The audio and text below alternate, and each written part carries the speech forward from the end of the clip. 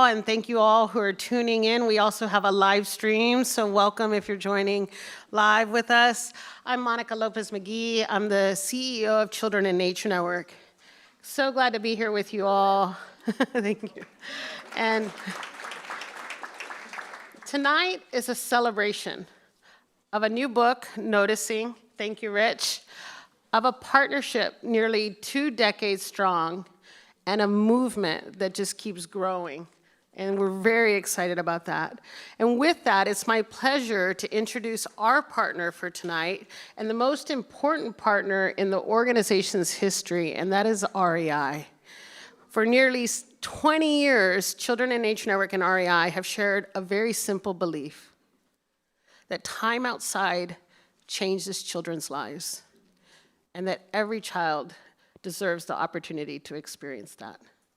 So with that, please join me in welcoming REI CEO, Mary Beth Laughton. Come on up, Mary Beth. Thank you very much. Hello, everybody. Good evening. I am honored to be here. I'm Mary Beth Laughton, or you can call me MB. I'm President and CEO of REI and feel just very grateful to be here tonight with this amazing organization and to talk about this amazing book. At REI, we always talk about the power of the outdoors. It's why we exist. We help people get outside because we know that time in nature can change how we feel, how we connect with others, and how we move, throughout the world. And I imagine many of you can share that feeling, know that feeling, how even just a little bit of time outside can shift your mindset. I know I do. I just came off of 2 days of board meetings, and afterwards I stepped outside. I had about an hour, and I went on a walk to reset to the Myrtle Edwards Park, which is gorgeous, and it was just what I needed, and it worked. And right now, I think that feeling feels especially important because we know that many young people are struggling with stress and anxiety and disconnection. And as parents, caregivers, educators, and community leaders, many of us see that firsthand. What gives me hope is that this is not a problem without solutions. I think we all know and believe that nature is not a luxury or a nice to have. It is essential. It is an essential part of a healthy life. Time outside, I know this is true for me, it helps you slow down. It invites curiosity. It reconnects us with ourselves and with one another. And, the science reinforces what we've all, long known from our own experiences.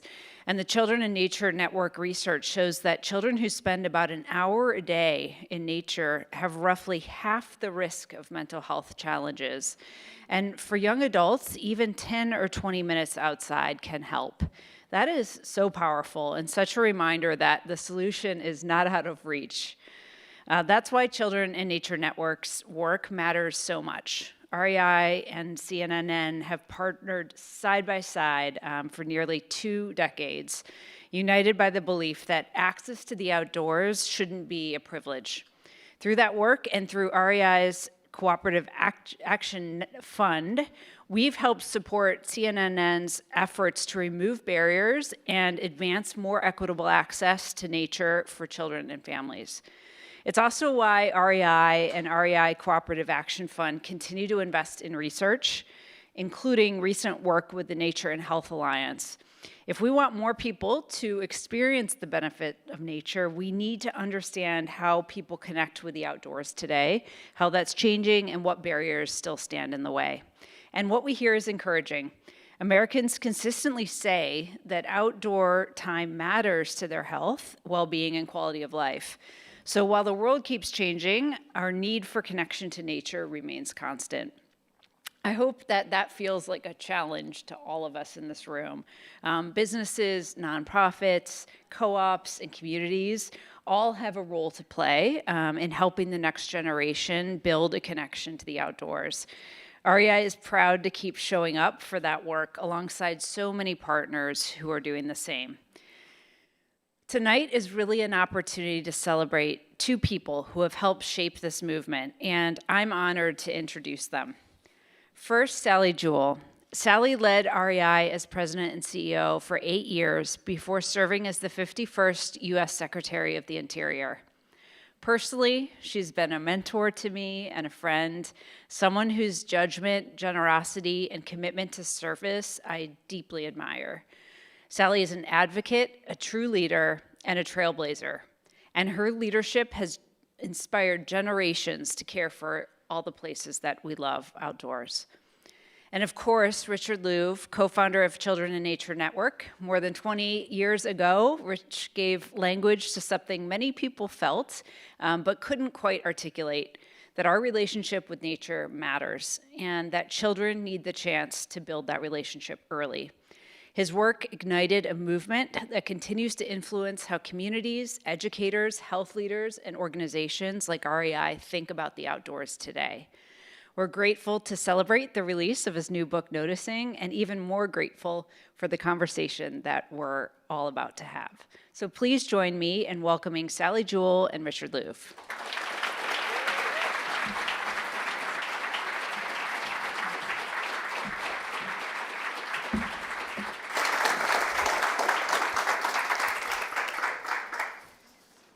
Well, I assume the mic's on. It is. Excellent.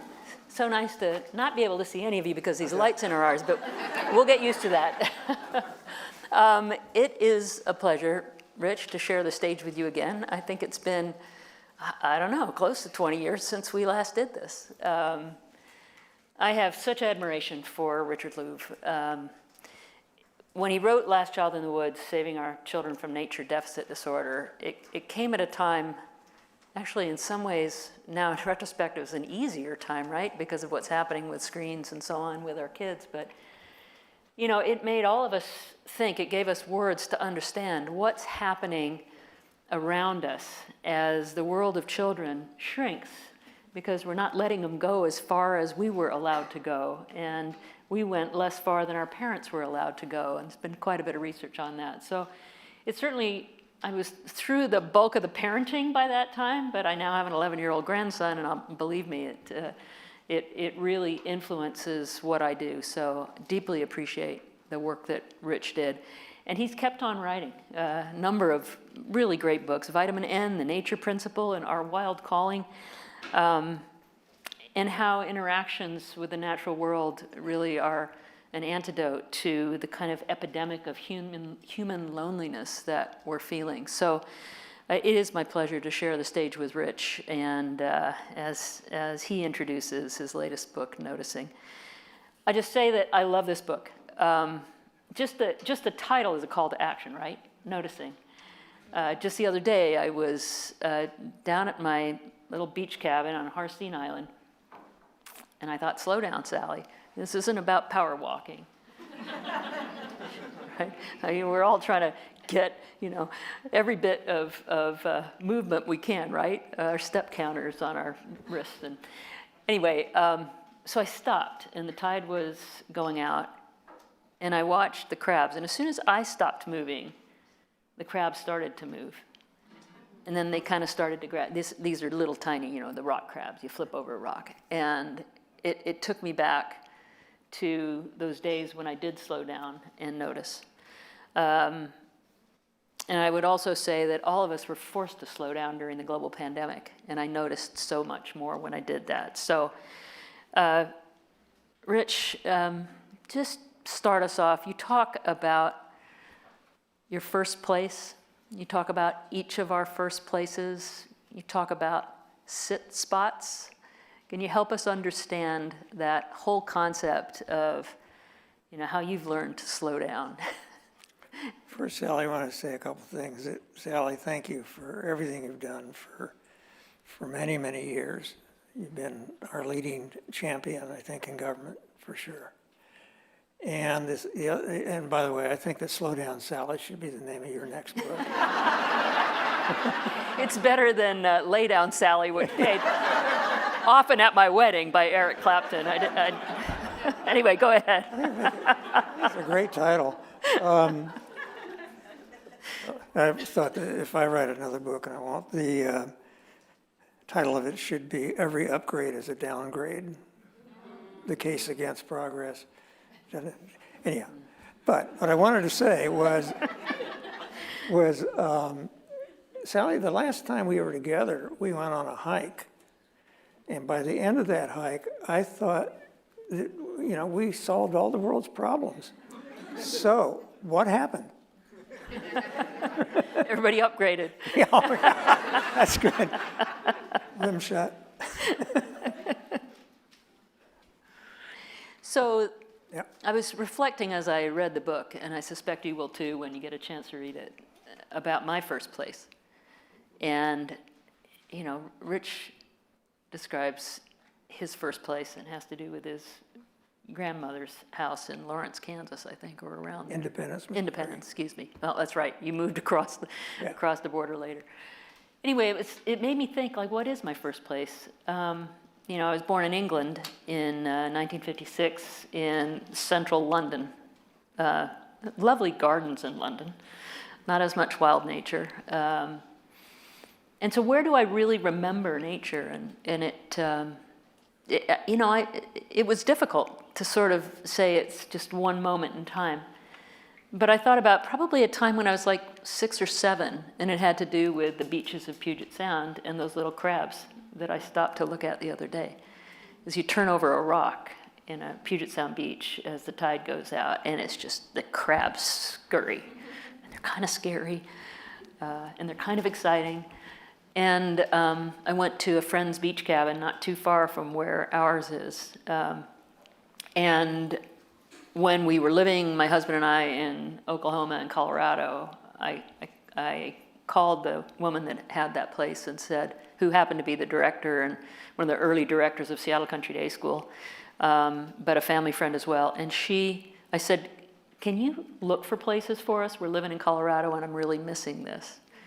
So I think that was my first place, and my husband and I bought in 1981, scrabbled all of our money together, and bought this place. And Pete, who's doing the AV in the back, his parents were neighbors, now he's neighbors, down at that beach place from 1981.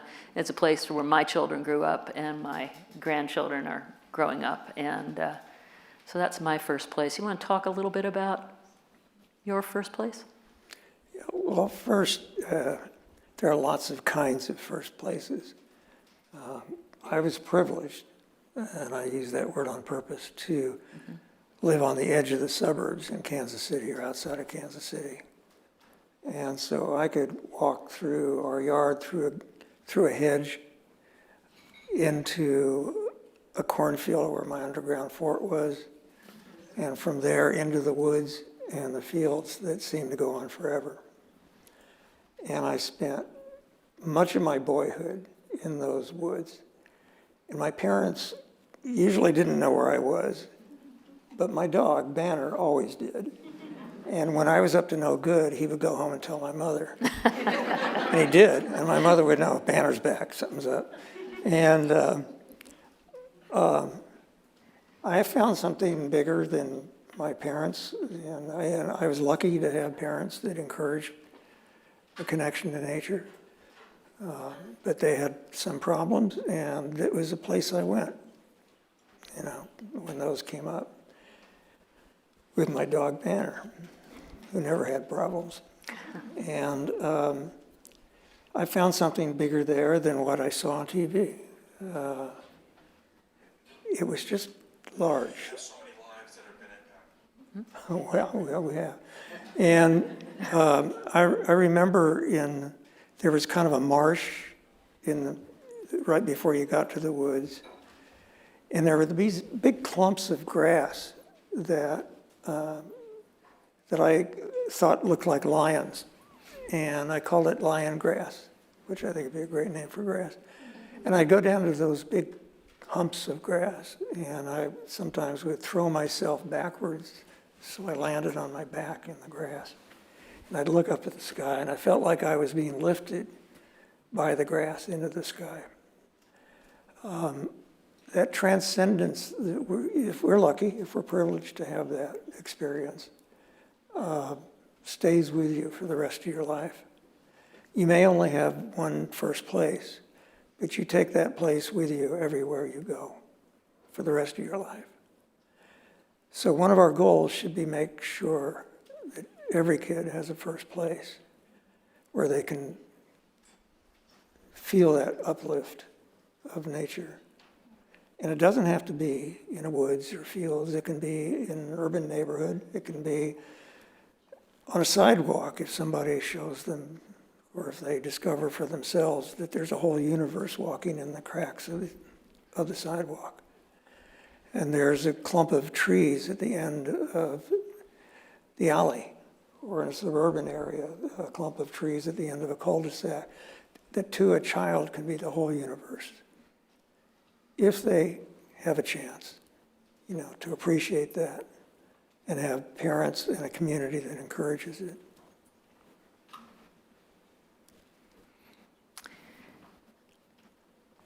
I think that when I read your book, I thought about, I need to think more about this. And you talk about having a sit spot. And so I've been thinking about that. In fact, this afternoon, just to kind of clear my head, I went for a lovely walk. It wasn't a sit spot exactly, but went to Schmitz Park in West Seattle, which is lovely. And I know we've got Seattle Parks represented. Shkundi's there somewhere. Thanks, Shkundi, for all you do for the kids of Seattle and the parks. But you've written a bunch of books. You're under deadlines all the time. Like, how did you kind of awaken and say, I need to slow down and I need to find a sit spot where I notice what's going on? Well, I have a hard time sitting still. I knew that. So we had this in common. We do. So I talk about the walk spot, Walk spot's fine. I like that better. Yeah, and that seems to be better for me. But sit spot is an idea that nature therapists and people who work with people of all ages have talked about for a long time. That you find a place in the woods or, in that clump of trees at the end of the alley or wherever it is, and you sit and you wait. One of my sit spots when I was a kid was next to the creek. And of course, all the frogs would jump in when I approached. And then I would wait. One after another, the frogs would come back up. And that was magic time. There's an artist that I write about in Noticing, who's a wonderful artist. And she talked about finding a place in the woods that she went and she would sit. I don't know if she called it her sit spot, but she would sit and wait and see what showed up. And now and then a family of foxes would show up or something else. And she would sit and watch and she would think about their stories. What did they eat that morning? What's the relationship between the little baby foxes? What are they afraid of? What do they love? And she would think of those stories, and then she would take a quick picture with her iPhone of them, and then she would go home and she would paint the foxes. And I swear, she sent me pictures of these foxes. And when you look in any of the animals that she paints, when you look into the eyes of those animals in her paintings, you can see the stories. They really come alive. Another artist that does that is Robert Bateman, who's an iconic artist in Canada, probably the best-known wildlife artist in the world. And he's been helpful to CNN, and he and his wife.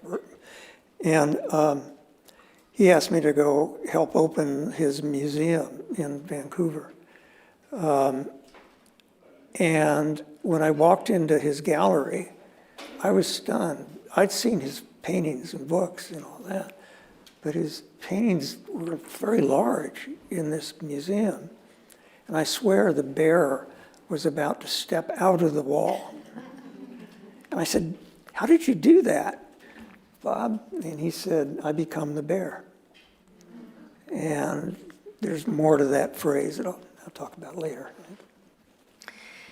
It's a great sort of segue into something that you talk about in the book. And, one of the gifts of being Secretary of the Interior is deep work that I did with indigenous communities across the the United States and beyond. And,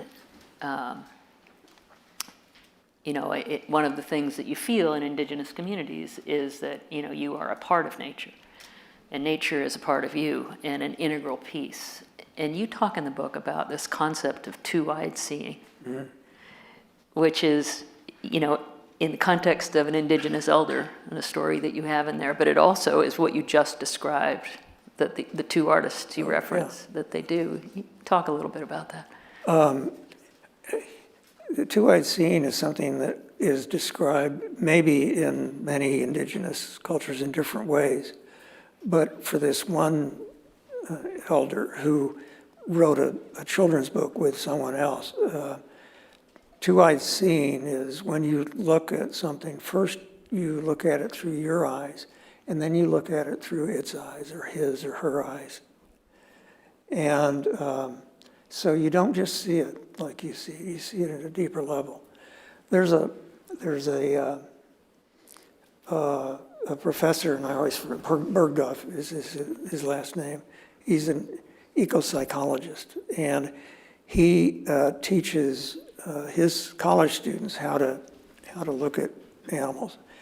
And he talks about how in the same kind of words, if you're going to study a snake, you have to become the snake. And so he'll sit his students down in a place where he knows snakes come through, or some other animal. And he'll say, there's 2 steps to this. When you see the snake, the first thing you do is conjure up all the hard science you know about what that tongue is doing. How does it collect the particles from the air? And the second step is use your imagination. What's it like to be a snake? Now, to the best of your limited imagination, what's it like to be that snake? You enter another world at that point. This might seem anti-science, a little woo-woo and anti-science, but it's not. He said the students that do this, they ask much better scientific questions than the kids who don't. So I think education in many ways is missing a step. And this step of becoming the other life, of two-eyed seeing. Mm-hmm. Well, in the book you talk about, in fact, all of your books are a blend of sort of thoughtful observation and science. And you talk in the book about the neuroscience of noticing, like what happens to us when we notice. And it's caused me to pay it, not only to notice more since I read the book, but also to think about what's happening to me as I'm noticing more. So it's sort of, your experiment of one. But one of the things that I think you put words to is our senses. So in school you're taught that you have 5 senses, but there's both indigenous wisdom and knowledge as well as neuroscience that says we have far more than that. And I think we all intuitively know we've got more than those 5. We've got that 6th sense. We know when we're in the presence of something. We know we're somebody or a thing or an environment. Can you talk a little bit about that and how you unpack that? And this is hard for me to talk about because it means I have to remember a lot of big words. No, use the small words. We like those better. All right. I was practicing them with my wife, Kathy, is sitting here on the way here, and I always forget them. I'm sorry. There are several trends that are converging that contribute to what I call bioenchantment. And maybe the age of bioenchantment, if we're lucky. One of them is, and several of those are in science, one of them is the overall recognition by science, more than in the past, of the importance of nature to health, to human health and well-being, mental health, physical health, cognitive functioning.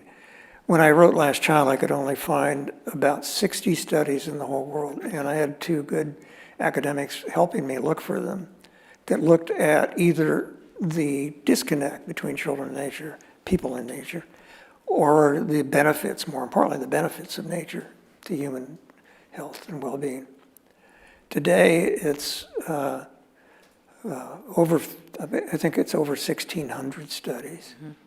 And the Children Nature Network website has collected all those and independently written abstracts are available to anybody free to go to the website.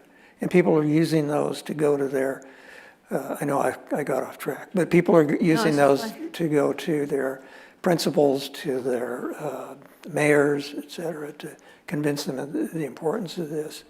And that's one of the big changes that's happened, is science and the academic world has really paid attention to something that I thought they had been ignoring too much. And by the way, one of the, I sometimes get introduced as the founder of, I'm not the founder, I'm the co-founder, and Martin LeBlanc is sitting over here. He was one of the other co-founders, and there were, I think, 5 of us. In any case, where were we? Oh, the senses. See, I'm trying to avoid trying to remember those big words. They're big ones like Kathy, you can prompt him if you want. Yeah.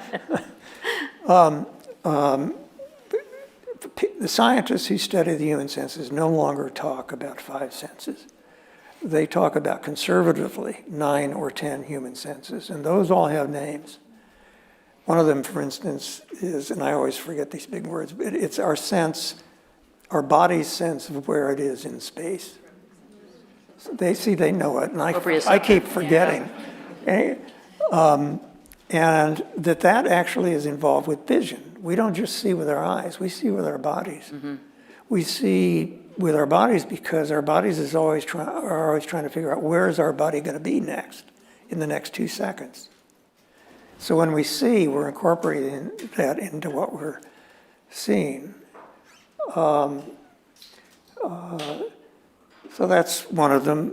We have chronoperception, is that the word? It's our sense of time. And that differs from animal to animal. We have a different sense of time, apparently, than octopuses do. And part of that is because we walk forward with eyes forward most of the time.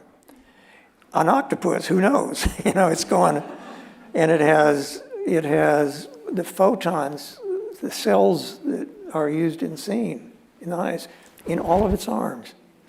And it's not necessarily seeing, but it's sensing in some way that we don't understand with those photons. In the plant world, Peter Wolben, who has written The Secret Life of Trees and a bunch of books, talks about the roots of some trees have photons at the ends of the roots. And he asks, are those roots seen because they almost magically go around things? Are they seen, or is it something else? There's a wonderful experiment that he describes in which there's a vine that as it climbs another tree or another bush, its leaves takes on the shape of the leaves of what it's climbing. And the common wisdom was, well, it's sensing chemicals. It's doing that chemically by touch, or observing those kinds. Well, that was thought until somebody put a plastic plant down and put one of those vines next to it. It climbed up the plastic vine and began to take on in its leaves the shapes of the leaves on the plastic vine. So how is it sensitive? What kind of sense is that using? So, it's not only our sense, that's one of the areas of advanced research, is that we may have 30, 40, even 100 senses, according to some scientists. And at the outside edge of that number, it gets really dicey because our senses start to mingle. Some people, it's not that common, but some people, when they see something, they see it in a color.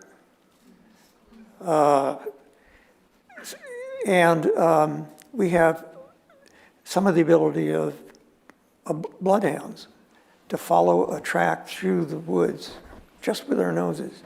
That study looked at college students and put plugged up their ears and put blindfolds on them and put them on all fours and said, follow the trail.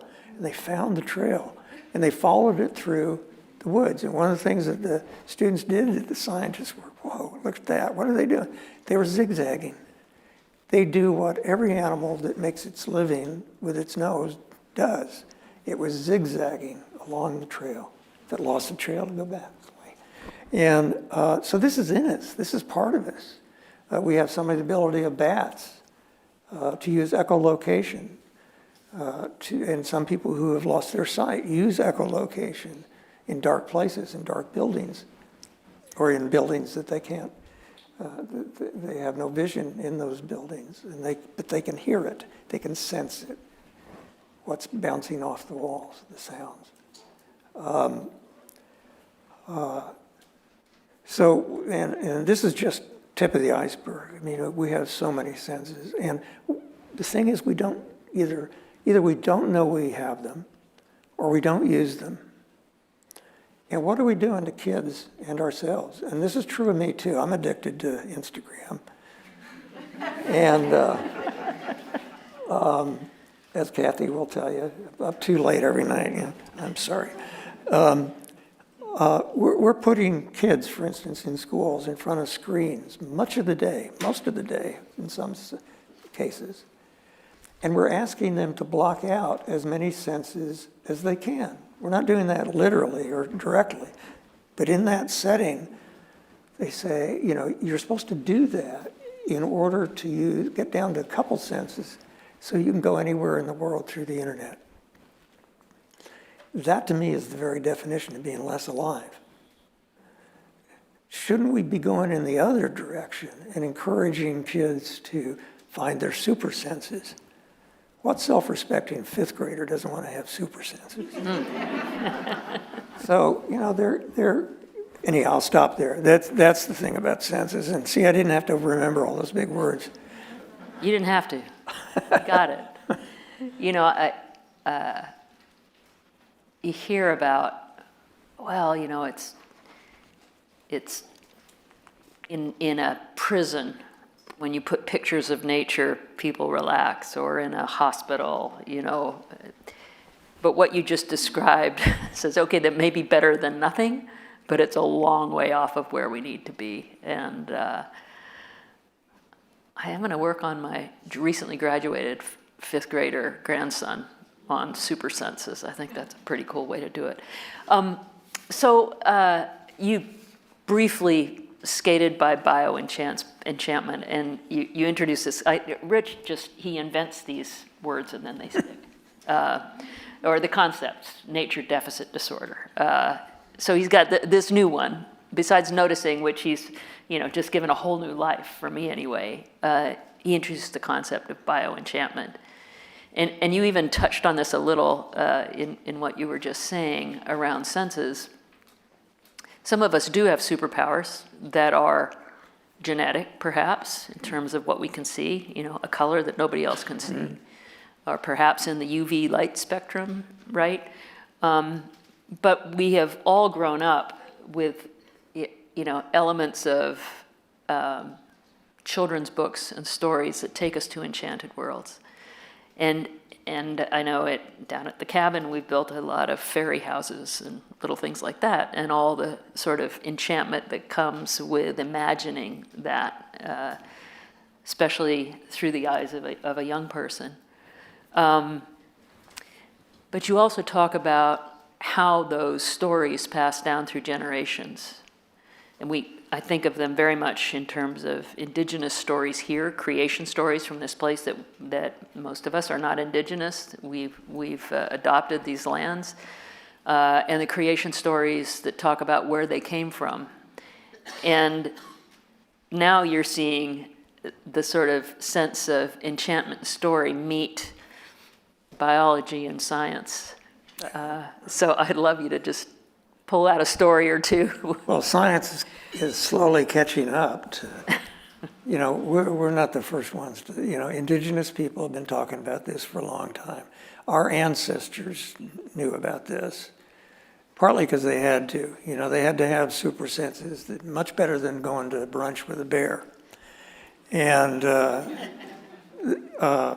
one of the first chapters, I went up, actually it's 4 or 5, I went up a mountain that Kathy and I can see from our front window, Vulcan Mountain, near Julian, California. It's outside of San Diego, and it's pretty wild. We have mountain lions in our yard now and then, and something I dreamed about. I would have given anything just to see a bobcat in those woods that I was in. But now, every now and then, a mountain lion comes by.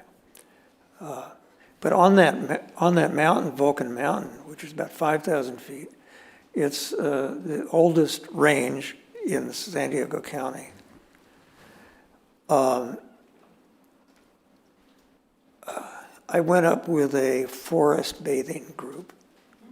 It was a nature therapist who was leading it. We went up close to the top, and there were 5 women and me. And she would give these assignments. She would say, go out and find a tree and sit under the tree and then come back and tell me what you learned. That's a simplified version of a whole series of things we did. And one woman, for instance, came back to the circle. The therapist would blow a flute and we'd all come back, sit around the circle. This one woman said that she found a tree that had fallen, and she felt the pain of the tree that had fallen, but she also felt the pain of the other trees that had caught it. I wondered, what's she talking about? Who's she talking about? That's a wonderful story. And again, when the women would come to sit back down, they told things that after a while I had the sense, this is in the cadence and somehow the form and the tone of fairy tales. Where do fairy tales come from?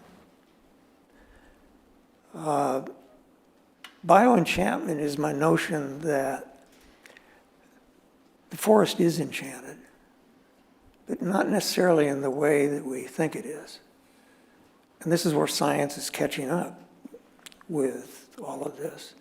Science is showing us that it is incredibly complex in a natural setting, that below our feet are whole civilizations of microbes and insects that go deep, way far deeper than we think they do, into the earth. And this one scientist says that he believes that these huge colonies, these huge populations of another kind of life are actually rebuilding the earth all the time. And the earth is partly their creation. But also what we know about plant communication throughout a forest, the mycelium, the fungus, that moves in strands but beneath the earth, that connects whole forests together. Trees communicate, as it turns out. They warn each other when there's a bug infestation coming or it's already arrived. This is only now being really studied, only in about the past 15 years. And it's a huge area of study now. And, you know, the communication between animals within their own species, but across species. And this conversation is going on around us all the time. During the pandemic, I got quite a few letters from parents and others who told me about how in isolation they and their kids started looking out the windows of their house and seeing for the first time the birds that lived in their yard, or maybe a fox that would cross at the end of their yard. And when they did that, they did not feel so alone. And to me, that's one of the powers of noticing. You don't feel as alone. And we're not alone.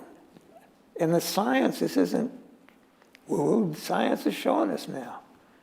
We're surrounded by that great conversation. And we're part of it, if we notice. No, the history of life's remaking of Earth is mentioned in your book, and I think about that. And then I think about how man is shaping our earth right now in a way that is not sustainable. I mean, it is beyond devastating, frankly, to have worked in government at a time when you're trying to lift up the value of nature and interconnectedness and, corridors for species and animals, and, while also balancing the economics of what it takes to run society as we have. And, since leaving government in 2017, I've sort of pulled up and I can see kind of how the systems fit together. And so to me, the future has to be about creating a space where humans can thrive economically, but also do it in a way that is sustainable. And it can be done. And we were on a path to do that. And we're now, I think we're paying attention to Rachel Carson on taking the road less traveled. But it's, right now we're back on the superhighway to our own destruction. And it's pretty scary times, right? Yeah. I mean, it really, really is. When you're leasing, public lands for oil and gas and minerals and mining, and you're looking at taking over other countries for that purpose. And I mean, I can go on, and this is not a political conversation. But it is, we're making a mess out of the earth right now as humans. And so you had in your book, you talked about, there's this, you talk about making peace with nature. And you reference conversation you had with a Tibetan Lama in your neighborhood. And I think that would be helpful to share that story in terms of his perspective on where we are and where we need to go. I met him when I was walking one day on the hill. It's forest, but there's a few houses here and there. This is about the rich bait, isn't it? Oh, yeah. That's right. Yeah. Kathy teases me because when we're driving somewhere, if I see an old desk chair at the edge of the road, I want to stop. And Kathy says, no, we don't need to do that again. And so I think she called it rich bait, these things that are chairs along the road. So I saw one one day, and I stopped and I was looking at it and poking it, and that way. And this Tibetan Lama walks out of his house, and he actually has robes on. As normally happens when you're walking in your neighborhood, but go ahead. Right, yeah. And I thought, this is a spiritual moment. And I did later, by the way, say I'd like to have the chair, but only after poking it a little bit, make sure that it was okay. But he said this wonderful thing, and I don't know if this is to the topic you're thinking. He said, right, we started off talking about politics of all things. And it's kind of what you were talking about the extremes. And he said, right now we're in a time when there is, the right is over here, the far right is like a hand. And it is always talking about everything that it thinks is wrong and what they need to do to people. And over here is the far left, the very far left. And it's doing that in its own language. And both of them go on and talking, but what they forget is they're both connected to a body. And that seemed to me to be one of the lessons that we've somehow got to relearn. And particularly in a time of such incredible polarization, we can't just be calling people out, we have to call them in.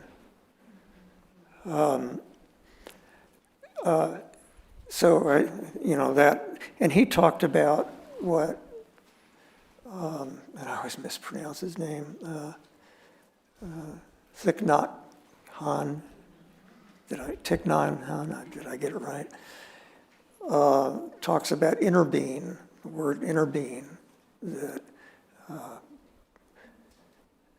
it's what's between things. It's what it's the connective tissue we don't necessarily see, but we sense.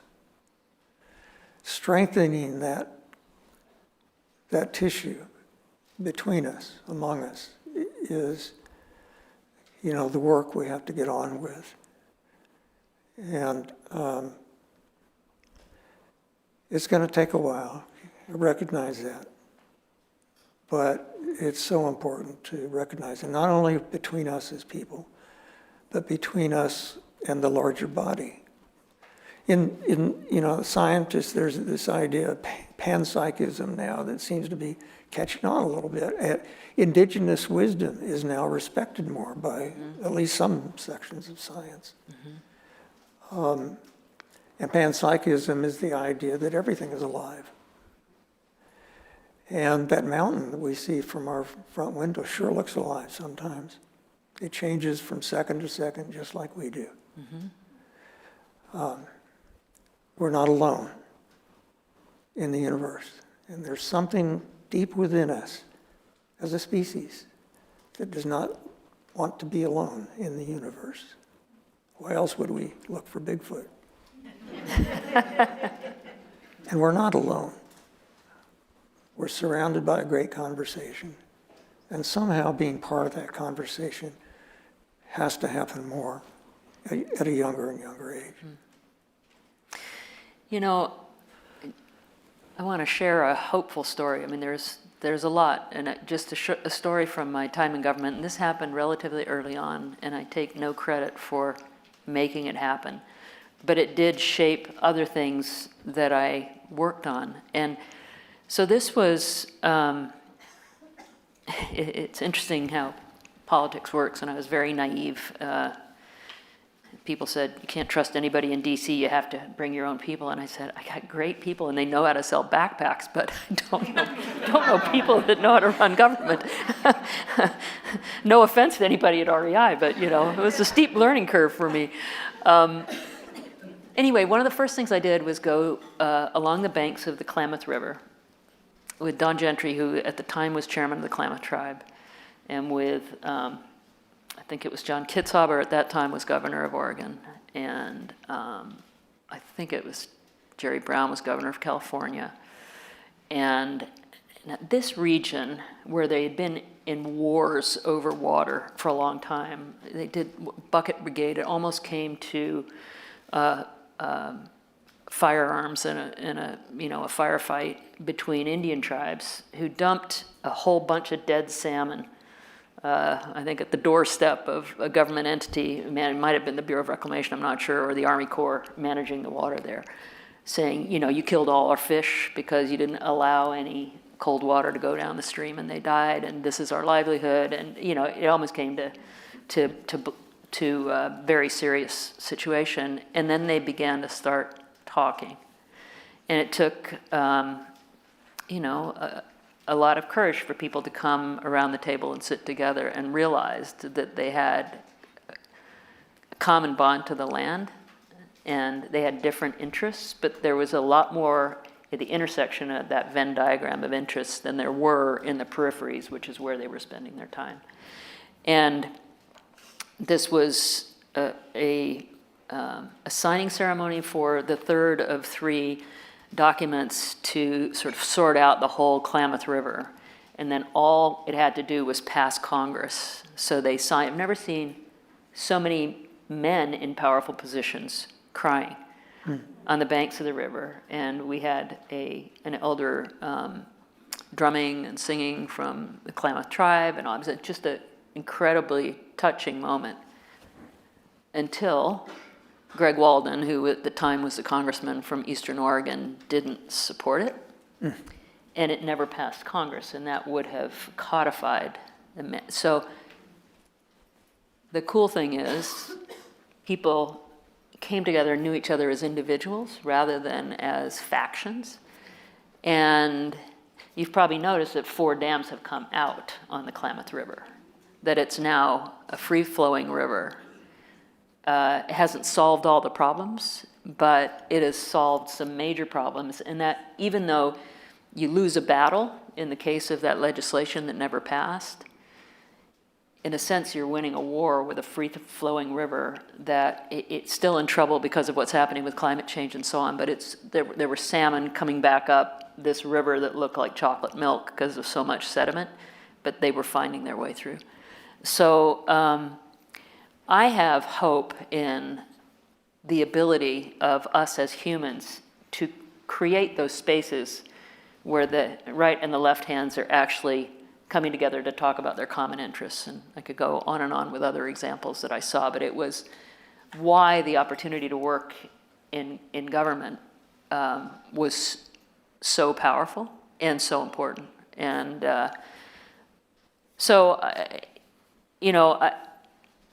there's a lot going on in the world around us. Washington State's got a lot of places on fire. One of my former colleagues at REI lost her entire home and everything in the fire in Spokane. It's easy to get discouraged and think like, how can I make a difference? And so you talk about the concept on focusing on our animate circle. And I found that very comforting. So each of us has an animate circle or a sphere of influence. You talk a little bit about that. When I was a kid in the fields and woods, over time I had more and more of a sense of time passing in circles, not being linear, but also that I knew what the life was in my yard. I knew who lived there, or I thought I did. Probably only scraped the surface. But I had another sense of what lived in the fields around, and then the forest. And, in the big lines of trees that were planted during the Depression to prevent another Dust Bowl that were over there, and then the farms. And so each of these circles was different. And I think there's great comfort in where Kathy and I live now. We have a sense of these circles surrounding us. Who lives there? What is that one like? Our neighbors, a lot of us have cameras in our yards, and that's where we see some mountain lions. And we see a bobcat recently. I call it Bob when it's. How creative. I call it Robert when it's bad. To come to know the animate circles, the living circles around us, helps us feel planted in the universe. So our neighbors, we take a lot of pictures with our stuff. So we trade these pictures all the time. We text them to each other after having collected them from our cameras. And we talk to each other about what's around. That is also, in addition to making you feel part of wildlife around you and the forest around you, it connects you to other humans. Humans live in those animate circles. And I don't know why that's comforting, but it is. Yeah. Well, we have something else in common, which is that my neighbors on Hartstein Island have some wildlife cams. And we have mountain lion visit, which a little unusual on Hartstein Island in the South Puget Sound. I don't know if it took the bridge or if it swam across, but I learned from your book that they do swim. By the way, one of the difficulties I have talking about this topic is because I'm shaped by my own experience. Mm-hmm. And my first place was at the edge of the suburbs. Not everybody gets to live at the edge of the suburbs. And currently, we had the privilege of choosing to move to the mountains to deal with our nature deficit. We have to spend a lot more time, and certainly the Children in Nature Network does, wondering how do you recognize the animate circles of cities, of urban neighborhoods, and the nature that does live there? You know, maybe it's the ants in the cracks of the sidewalks. Maybe it's the falcon that has a nest on the window ledge across the street. So that not falling into the pattern of expecting everybody to get on a bus and go to a national park. Yeah, it's not going to happen. But to recognize the nature that's already there, all around us, all the time, different in different places. But also, you know, I've been saying for a while that conservation is no longer enough. Now we need to create nature, as strange as that may sound. We need to create it where it needs to be. We need to have cities that are nature rich. Mm-hmm. And Monica and the Children Nature Network have been working on that hard in recent years. And that needs to be planted, lots of it, by the people who live there. They need to be involved. It can't be someone that looks like me walking in with a backpack and teaching them how to connect to nature. No. One of the things I've thought about a lot in the last few years is something I called natural cultural capacity. Different cultures have different capacities for connecting to nature. Some cultures of immigrants who have moved here are a lot closer to a farming life than I am. Mm-hmm. And they bring that with them.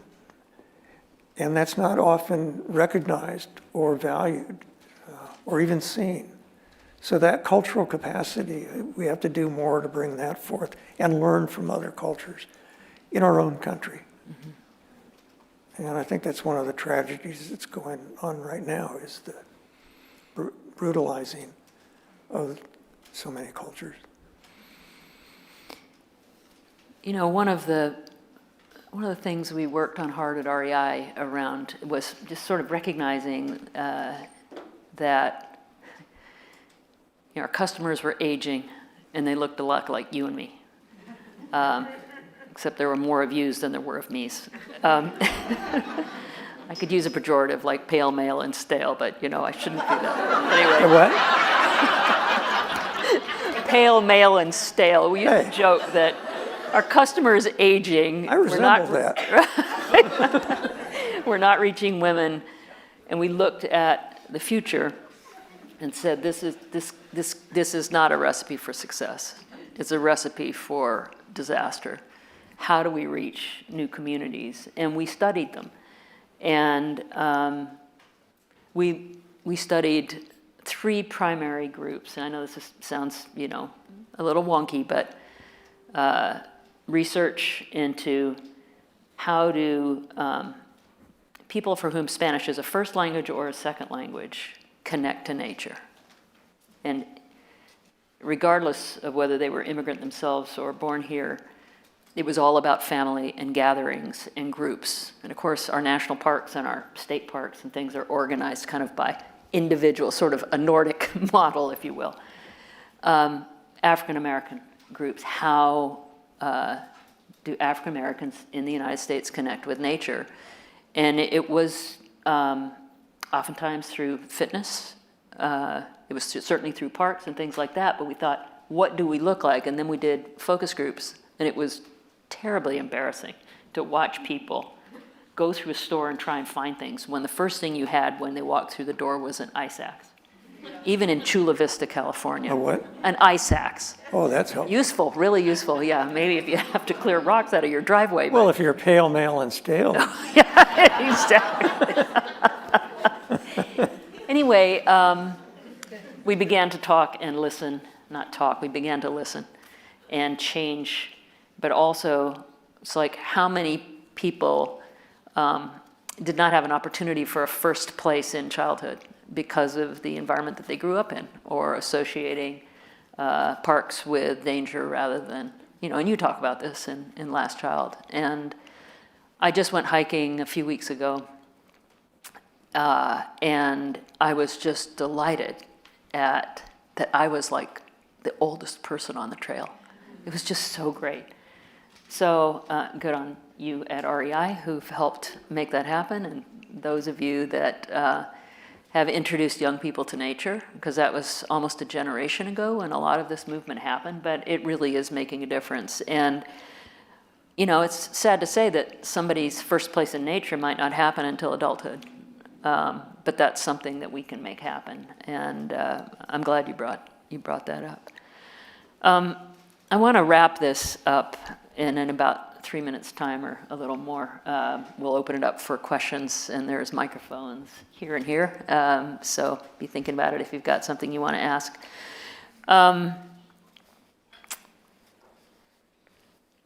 You quote in your book a young writer named Wendy Weber, who in an online forum wrote, "If I'm to have any chance to make a difference, my attitude has to be, we can't solve this today, but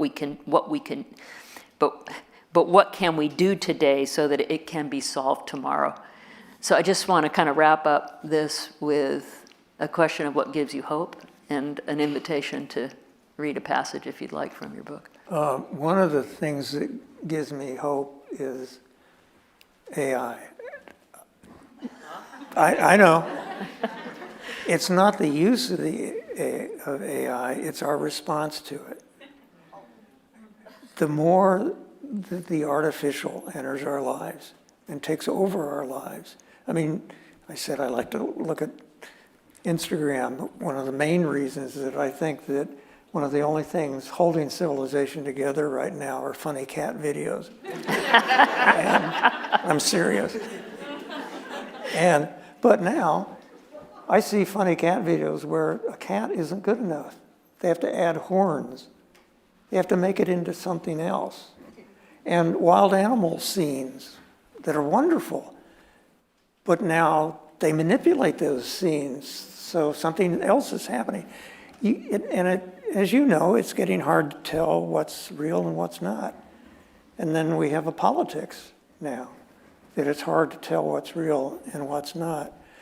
That artificiality, that as it deepens, so does our desire for nature. A tree is real. We know that. It's one of the reasons why we find comfort in those places, is because they're real. And as that value goes up, our need to protect first notice and then protect the rest of nature goes up as well. AI gives you hope. No, I know. I said that wrong, didn't I? No. Just No, teasing. yeah, No, I understand. yeah. The real makes more is more important. I have to tell you, I was asked to be on a panel through Zoom it was an Eastern university, and the topic I was asked to be part of is, can the metaverse connect us to nature? And I said, really, you want me to be part of that? Well, okay, and I did, and I didn't say anything for a long time. They had a panel on the stage of students and professors who were all deeply into artificial intelligence and virtual reality and going places in the computer. And then they came to me, and they were fully invested in that, and they came to me and I was on Zoom again from far away. Well, what do you think, Mr. Louv? Do you think that? I don't think so. And at that very moment, the camera changed, and I realized that through the entire discussion, my face had been wall-sized right behind the panel, and they'd been seen every, and I'm an Olympic level eye roller, I tell you. I kept seeing all of that. I was busted. And so I was so disconcerted by that. In the book, I say I felt like an avatar myself. And I went outside, and I had to walk. I walked around our neighborhood, and down below, there's a road and the big rocks next to it that have grinding holes in them that could be 100 years old, from indigenous people were 1,000 years old. And the typical place you see those holes are on granite slabs that overlook defensible space, a valley, some beautiful place. That's the typical throughout the mountains that you see those grinding holes. And I was looking at those, and I swear I felt that I was not alone, that there were indigenous women that were grinding acorns in those holes right then. And I could hear them singing. And I looked up at the valley and at Vulcan Mountain across the valley. And I saw the mountain go up and down. I happen to know that mountain used to be 10,000 feet. Now it's 5,000 feet. And looking down into the valley, I saw fires come and go.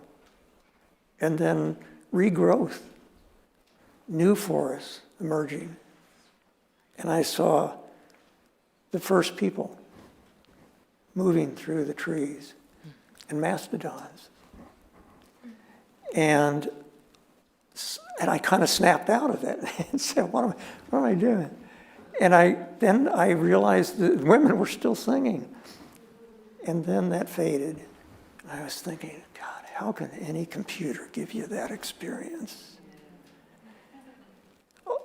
Much of that is based on imagination.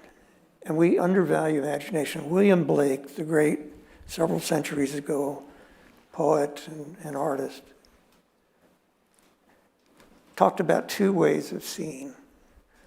The first way is as a scientist sees.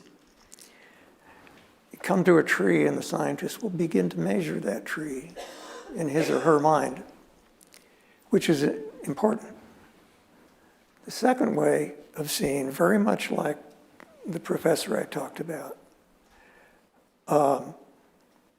saw something else, used their imagination. But he added two other ways of seeing. One was to pull back even farther, and then you saw the system that the tree lived in. And then the fourth way was you pulled back far, and then you saw the divine. Now that's noticing. I'm not sure why I ended on that. I think it's bigger than the metaverse. Yeah. Okay, well, we're going to open it up for questions for a few minutes. Anybody have any?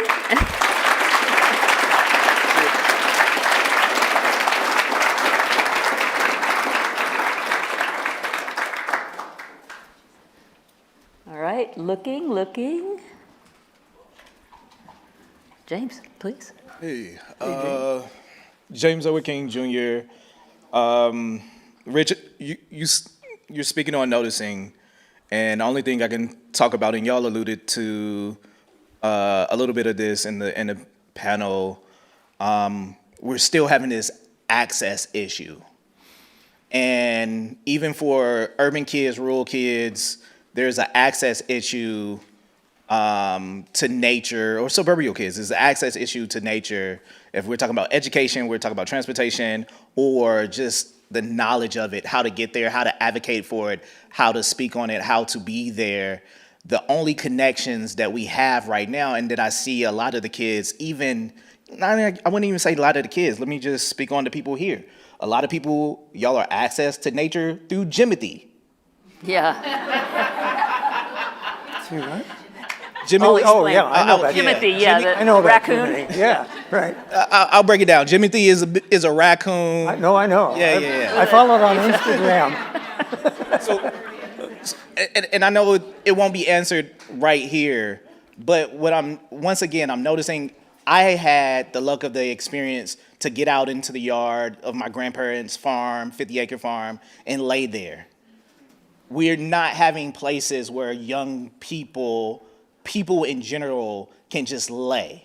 And it's because of building of cities and other access issues that is taking away those natural spaces. So how can we, or what are the next steps that we need to do so we can step into those places or fight for those places? Because right now, once again, we're losing those places. Yeah. There's a metaphor in architecture right now, I think, that helps, architecture and design. E.O. Wilson at Harvard, who died a few years ago, and it's actually, there was a meeting, and I met Howie Frumkin at that meeting at Yale, I think it was. And there were amazing people at that meeting about biophilic architecture. And what that is biophilia is love of life, literally the word. But it's now used, the idea of biophilic architecture is to surround, if you're going to make a building, surround it with green. You know, a school, don't just have concrete playground again, but make it natural, have gardens there, have native plants, etc. And do it inside also. The studies of workplaces that have been done that use biophilic architecture, the people who work in those buildings, sick time goes down, turnover gets better, creativity goes up. What if whole cities could be like that? Our vision is limited, I think. And one of the hard things is to be assaulted so often by these images of things happening that are wrong. Mm-hmm. But we can't let that keep us from imagining what could be right and then working toward that. I meant to answer Sally's question with another story. I'll be really quick. I went up Vulcan Mountain one day with the guys planting seedlings, trees. And the reason is that 2 fires had come through and wiped out much of the forest, burned the ground like that far deep, so that the seeds were destroyed. And so they've been barren for a long time. So this guy comes up, he had a special attachment to Vulcan Mountain, comes up and brings seedlings. And he plants these trees, and he doesn't tell many people that he does this. He's been doing it for years. And he said, one day, I went back to my truck at the base of the mountain, and I began to sob over my steering wheel, because he had come to the obvious recognition that it was going to burn again. And the thing is, that was several years ago. He has not stopped planting. He's continued to plant. And what he uses a phrase, he says, don't mourn, plant. And I think this idea that of not believing, not falling into the trap of thinking that we're going to solve it forever. We don't know. But for the time before the next fire, that those trees grow, life will be better for every life that lives under and above them and in them. And life will be better for the people who walk through that forest. Mm-hmm. And that's all we can do. We have to do that in cities too. We can't give in to the kind of destruction that has been happening. But what we can do, what limited things we can do, life will be better for the people who live in those cities and for the animals that live in those cities and for a while. Mm-hmm. And that's not nothing. You know, I just want to add, there's a lot of people in this room who've been deeply involved in things like regreening playgrounds. Mm. The Trust for Public Land is here. I saw Mitsu, how he used to be on the staff actually, and involved trying to get green space playground within a 10-minute walk to every child in the country. And I think that there's a lot more attention being paid to removing the asphalt and putting in the green.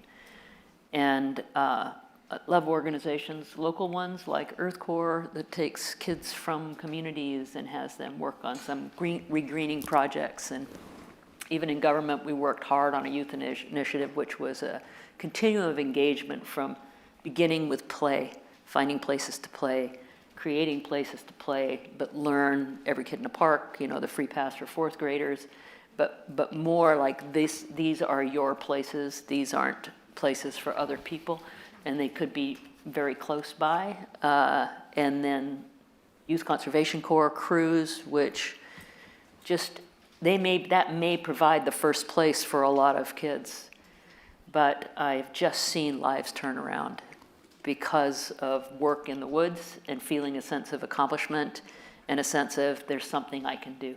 So that's something that we can all do. And the current trends may be very disturbing and discouraging.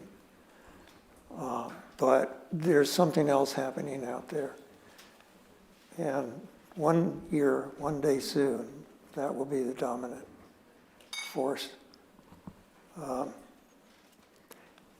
You know, Children Nature Network has had a partnership with the National League of Cities, representing about 18,000 mayors and other urban leaders. And now it's working separate from the National League of Cities, working with mayors who have recognized that it might just be a good idea to have a city be nature rich. Yeah. Because of the expense of health care that goes down when you have a nature-rich city, because people will be attracted to that city. Corporations that have jobs will look at that city, be more likely to move their business there. A whole list of reasons of the payoff of changing the urban place.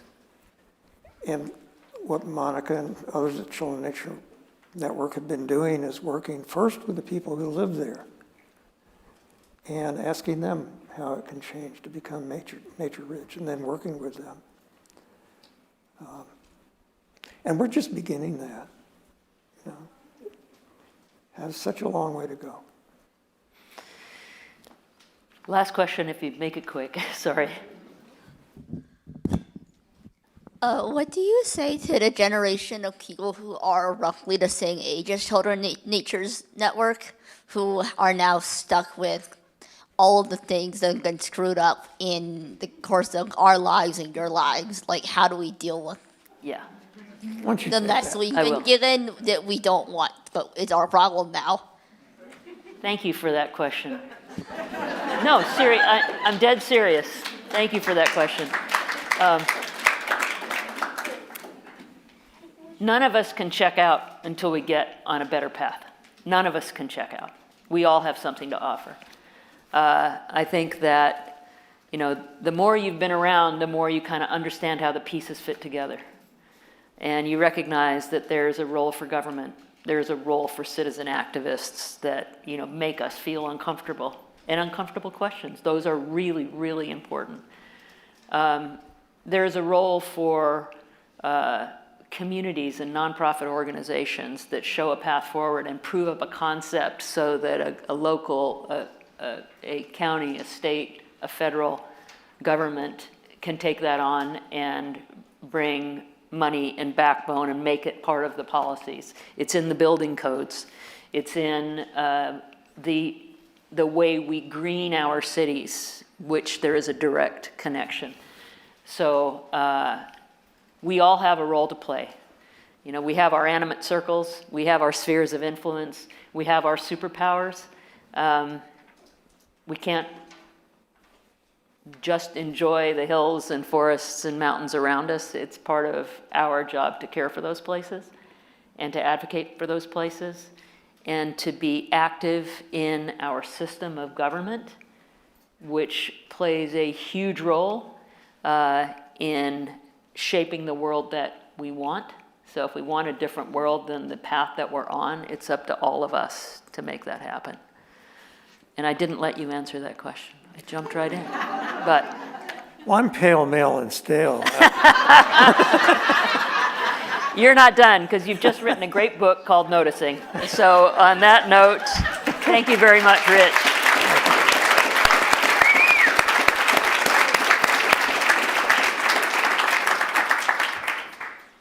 Rich, Sally, thank you. I think I want my sit spot to be just listening in on your conversation. And because I felt all my senses. Can we do it outside next time? Outside next time, for sure. By the way, Sally, as Secretary of Interior, did amazing things for our shared cause. Thank you.